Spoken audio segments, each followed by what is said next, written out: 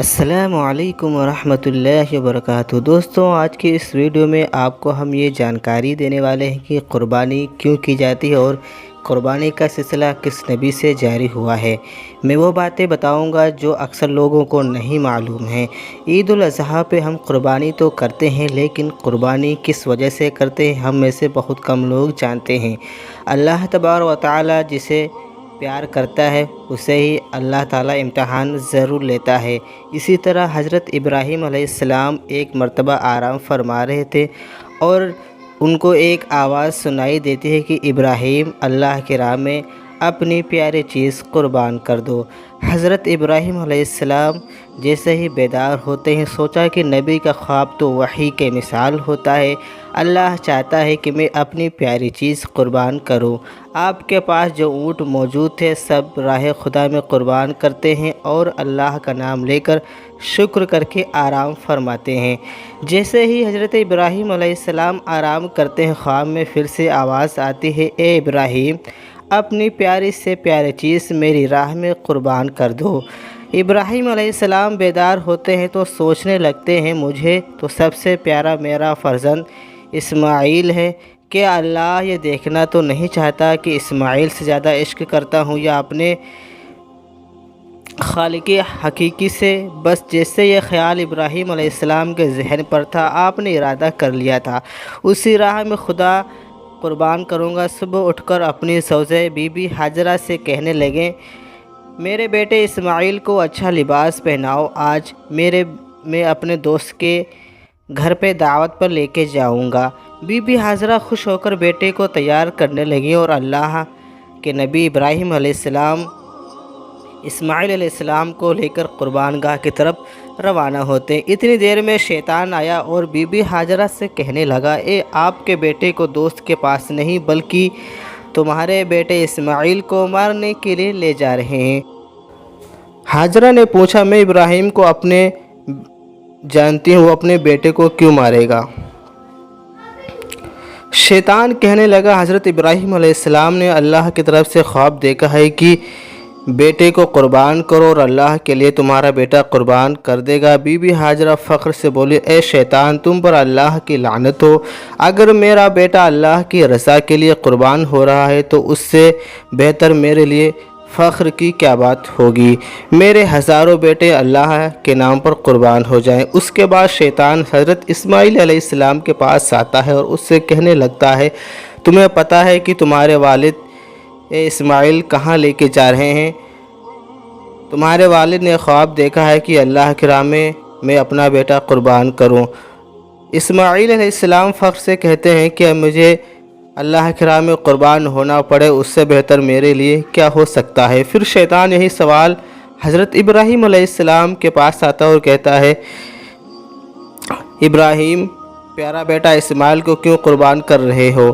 تمہیں کیا پتا کہ تمہاری قربانی قبول ہوگی بھی یا نہیں؟ اتنی دیر میں ابراہیم علیہ السلام پتھر اٹھاتے ہیں اور شیطان پر لعنت کر کے پتھر مارتے ہیں۔ آج بھی وہ جگہ قائم ہے جہاں لاکھوں لوگ شیطان کو پتھر مارتے ہیں، پھر آگے بڑھتے ہیں اور چلتے چلتے اپنے بیٹے سے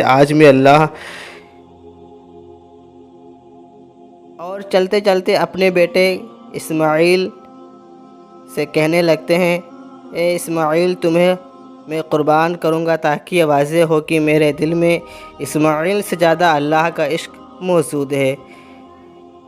اسماعیل فخر سے کہتے ہیں، بابا، آپ کے فرزندان اسماعیل سے بہتر میرے لیے اور کیا ہوگا؟ مجھے اللہ کی راہ میں اللہ کا نبی قربان کرے، لیکن بابا میں کچھ عرض کرنا چاہتا ہوں۔ آپ بوڑھے ہیں اور مجھ سے بے پناہ پیار کرتے ہیں، جب میرا گلا کٹے گا آپ دیکھ نہیں پائیں گے۔ بابا، مجھے چاہوں گا کہ مجھے قربان کرنے سے پہلے آپ اپنی آنکھوں پر پٹی باندھ لیں۔ بابا، میں چاہوں گا کہ مجھے قربان کرنے سے پہلے آپ اپنی آنکھوں پر پٹی باندھ لیں اور میرے ہاتھوں اور پاؤں سے رسی باندھ دیں تاکہ جب میں قربان ہوں تو آپ کو نظر نہیں آئے اور آپ کو رونا نہیں آئے۔ اور چھری کو حضرت اسماعیل کے گلے کے قریب کرتے ہیں اور آسمان کی طرف دیکھتے ہیں، فرماتے ہیں، اے اللہ، اگر تو مجھے 1000 اسماعیل عطا کرتا تو سب اسماعیل تیرے نام پر قربان کرتا۔ یہ کہا اور جیسے ہی چھری کو پھیرنے لگے، اللہ نے جبرائیل کو حکم دیا کہ جا اور جنت سے ایک خوبصورت جانور لے کر اسماعیل کی جگہ پیش کر ابراہیم اپنے امتحان میں کامیاب ہو گیا، اور وہاں ابراہیم علیہ السلام چھری پتھر مارتے جب خون بہنے لگا، ابراہیم علیہ السلام اللہ کا شکر کرنے لگے، اور جیسے ہی اپنی آنکھوں کو پٹی سے جدا کیا تو کیا دیکھتے ہیں کہ حضرت اسماعیل علیہ السلام الگ کھڑے ہیں، اور ان کی جگہ پر ایک دمبا یعنی 4 پاؤں والا جانور ذبح ہو چکا ہے۔ پھر غیب سے آواز آئی کہ ابراہیم اس عمل کو تا قیامت تک رکھا جائے گا، اور تیری اس سنت کو ایمان والے ہر سال یاد کریں گے اور اللہ کی راہ میں قربانی پیش کریں گے۔ آج بھی حضرت ابراہیم علیہ السلام کی سنت پر عمل کرتے ہوئے پوری دنیا میں اس دن کو عید الاضحیٰ کے نام سے یاد کیا جاتا ہے۔ سلام ہو اللہ کے نبی ابراہیم علیہ السلام پر اور اللہ کے نبی اسماعیل علیہ السلام پر۔ قربانی کے لیے جانور چنتے سمے الگ الگ حصے ہیں۔ جہاں بڑے جانور بھینس پر 7 حصے ہوتے ہیں تو وہیں بکرے جیسے چھوٹے جانور پر محض 1 حصہ ہوتا ہے۔ مطلب صاف ہے کہ اگر کوئی شخص بھینس یا اونٹ قربانی کراتا ہے تو اس میں 7 لوگوں کو شامل کیا جاتا ہے، وہیں بکرے کا کراتا ہے تو صرف 1 شخص کے نام پر ہوتا ہے۔ اگر جانور کو کسی بھی طرح کا کوئی بیماری یا تکلیف ہو تو اللہ سے جانور کی قربانی راضی نہیں ہوتا ہے۔ اسلام میں حج یاترا کے آخری دن قربانی دینے کی بات پہنچ کر شیطان کو پتھر مارنے کی پرمپرا رکھی ہے۔ حضرت ابراہیم علیہ السلام سے جڑی ہوئی یہ مانا جاتا ہے کہ جب حضرت ابراہیم علیہ السلام کو اپنے بیٹے کی قربانی دینے کے لیے چلے تھے تو راستے میں شیطان نے انہیں بہکانے کی کوشش کی تھی۔ یہی وجہ ہے کہ حج کرنے والے شیطان کو پتھر اس کھمبوں پر مارتے ہیں۔ قربانی عید الاضحیٰ حضرت ابراہیم علیہ السلام کی یاد میں منائی جاتی ہے۔ اس دن اسلام دھرم کے لوگ کسی جانور کی قربانی دیتے ہیں۔